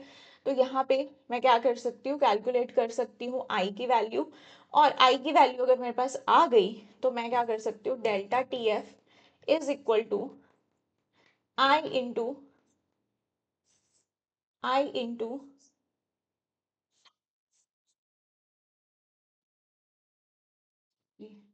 हमारे पास डेल्टा टी एफ कितना आ जाएगा यहाँ से, आई इंटू के एफ इंटू एम, ठीक है, आई इंटू के एफ इंटू एम। और मुझे एक और चीज यहाँ पे चाहिए होगी, दैट इज के एफ। तो बेंजीन के लिए जो के एफ होता है, बेंजीन के लिए जो के एफ होता है दैट इज 5.12, ठीक है, ये याद होना चाहिए क्योंकि यहाँ पे नहीं दिया है। अब आई निकाल लो, कितना आ जाएगा आई, देखो कैलकुलेट करके एक बारी मैं भी देख लेती हूँ जल्दी से। आई की वैल्यू आ जाएगी तुम्हारे पास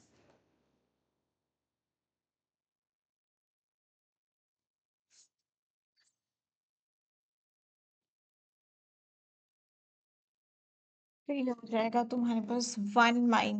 0.73/2। तो इसे अगर मैं सॉल्व करती हूँ तो हमारे पास आ जाएगा 2 3 6 और फिर यहाँ गया तो 12 और फिर आ जाएगा 0.5, तो ये भी पॉइंट है तो 0.365 आ जाएगा, नीचे जाएगा, ठीक है। 1 माइनस भी तो है, 1 - 0.365, तो ये आ जाएगा तुम्हारे पास 0.635 के करीब, ठीक है। ये आ जाएगी हमारी आई की वैल्यू। अब इसके बाद जब आई आ गया तो हम लोग क्या कर देंगे, delta T F is equal to I 0.635, K F है तुम्हारा कितना था 5.12,